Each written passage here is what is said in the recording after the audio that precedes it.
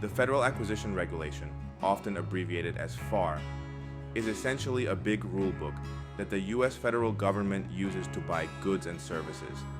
Think of it as a set of guidelines and procedures for how the government can purchase stuff in an efficient way. This rulebook covers a lot of ground, like how contracts are formed, what prices are fair, ethical standards, and how contracts are managed after they're awarded.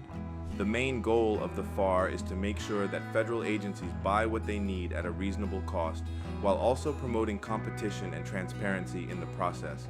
We'll cover every facet of the FAR, answering critical questions such as its purpose, historical development, structure, its application across different government agencies, benefits for contractors, and why it's vital for them to comprehend it.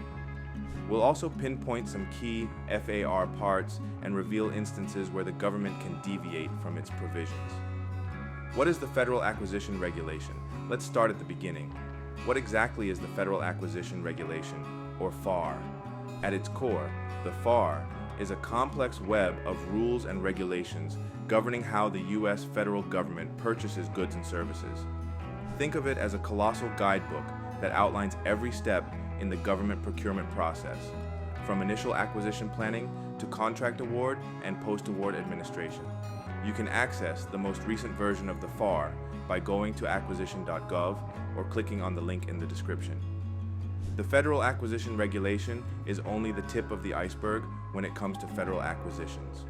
FAR supplements, also known as agency-specific supplements or FAR supplements, are additional regulations and guidance issued by individual federal agencies to complement and tailor the Federal Acquisition Regulation, FAR, to their specific needs and missions. These supplements are designed to provide agencies with the flexibility to address agency-specific requirements and procedures while ensuring compliance with the overarching principles of the FAR. Some examples of FAR supplements are DFARS, Department of Defense, Federal Acquisition Regulation, AFARS, Army Federal Acquisition Regulation, NFA, NASA, Federal Acquisition Regulation, Supplement. Here's how FAR supplements relate to the FAR. 1. Complementary to the FAR. FAR. Supplements are not standalone regulations. They are meant to work in conjunction with the FAR. The FAR sets forth the fundamental rules and regulations that apply government-wide, providing a standardized framework for federal acquisitions. However, because each agency may have unique procurement needs, they are allowed to create supplements to the FAR to meet those specific requirements. 2. Agency-specific needs. FAR supplements allow agencies to incorporate their unique policies, procedures, and regulations into the acquisition process. These agency-specific needs may arise from the nature of their work, the types of goods and services they acquire, or specific legal or statutory requirements.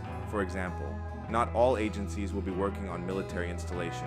This is only a Department of Defense situation, so this agency will be adding the access to military installation policy to their FAR supplement. 3. Consistency with the FAR. While FAR supplements provide agency-specific guidance, they must not conflict with the FAR. Instead, they should complement and align with the FAR's overarching principles. This ensures that even with agency-specific supplements, the fundamental principles of fairness, competition, transparency, and efficiency are maintained throughout the federal procurement system. 4. Contractors' Responsibility. Contractors doing business with the government must be aware of and comply with both the FAR and any applicable agency-specific FAR supplements. This ensures that they meet the specific requirements of the agency they are contracting with. To truly appreciate the FAR, we need to step back in time to the turbulent 1940s. World War II was in full swing, and the U.S. government was procuring massive quantities of materials and equipment.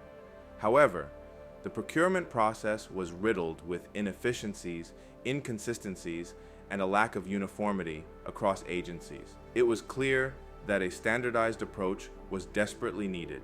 In 1947, the FAR was born as a response to this pressing need for consistency and efficiency in government procurement. Its primary mission, to establish a uniform set of rules and regulations that all federal agencies could follow when acquiring goods and services. Now that we understand what the FAR is and why it came into existence, let's dig into its structure. The FAR is divided into several parts, each addressing a specific aspect of the federal acquisition process. These parts are typically numbered from 1 to 53, although not all numbers are used. Let's explore some examples. Part 1, Federal Acquisition Regulation System. Part 1 sets the stage for the FAR and includes topics like the purpose and structure of the FAR, agency responsibilities, and deviations from the FAR.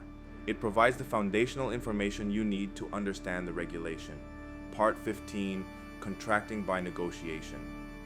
Part 15 focuses on the negotiation process for contracts, particularly in more complex acquisitions. It delves into how agencies should conduct negotiations, what factors they should consider, and how to reach agreements with potential contractors. Subparts. Parts are further subdivided into subparts, which group related regulations together. Subparts are labeled with 2 digits, such as 1.1, 1.2, and so on. Let's look at an example. Subpart 1.1, Purpose, Authority, Issuance. Within Part 1, Subpart 1.1 specifically covers the purpose of the FAR, the authority under which it's issued, and the process of FAR issuance. It clarifies the foundational principles that guide the FAR development. Sections. Subparts are further divided into sections, which provide more granular information on a particular topic. Sections are typically numbered using 3 digits, such as 1.101, 1.102, and so forth. Here's an example. Section 1.101, Maintenance of the FAR. This section, within Subpart 1.1, details the responsibility for maintaining the FAR, including the role of the FAR Secretariat. It's a specific, detailed provision that explains how the FAR remains current and relevant. Subsections. Finally, sections can be further broken down into subsections. Subsections are identified by 4 digits, such as 1111, 1101, and so on. An example, Section 1101-2, Priorities for Revisions. This subsection under Section 1101 elaborates on the priorities for revising the FR. It specifies factors that agencies should consider when determining which parts of the FAR to revise first. Clauses and provisions. Beyond subsections, the FAR often includes clauses and provisions that provide specific language to be included in contracts. These clauses and provisions serve to ensure that the terms and conditions required by the FAR are incorporated into government contracts. For example, in Part 52, Solicitation Provisions and Contract Clauses, you'll find various clauses and provisions that address topics like contract changes, termination, and contract administration. Each clause or provision is assigned a unique identifier, such as FAR 52.212.4, which is the clause for contract terms and conditions, commercial items. This hierarchical organization, from parts to subparts, sections, subsections, and eventually clauses and provisions, makes the FAR's vast content more manageable and helps users locate the specific information they need when dealing with government contracts and procurement processes. How often does the FAR change? One of the defining features of the FAR is its dynamic nature. It's not a static document that remains unchanged for decades. Instead, it evolves to keep pace with shifting legal, policy, and governmental needs. In fact, it's not uncommon for the FAR to undergo multiple revisions in a single year. Technology and the way we do business is constantly changing. Because of this, the federal government needs to be able to change the FAR whenever it is necessary. Benefits of understanding. The FAR for Contractors. Contractors, this is where it gets interesting for you. How can understanding the FAR benefit your business? First and foremost, it levels the playing field.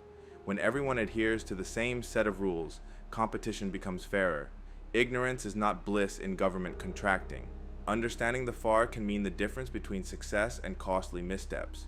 Remember, although government officials must be held to a standard when they award government contracts, sometimes you are not in their best interest. It is important to educate yourself in all aspects of the FAR. As important as this regulation is, the government doesn't always have to follow it. There are situations, such as emergencies or national security concerns, where the government can deviate from the FAR's provisions to expedite procurement. The FAR changes regularly to keep up with new laws, policies, and the government's evolving needs. It's divided into different sections, each dealing with specific aspects of the buying process. If you want to do business with the federal government, you've got to understand the FAR. For both government agencies and contractors, following the FAR is crucial to make sure that contracts are awarded and carried out with honesty, responsibility, and in a way that respects the taxpayer's money. This intricate framework is the backbone of government contracting in the United States.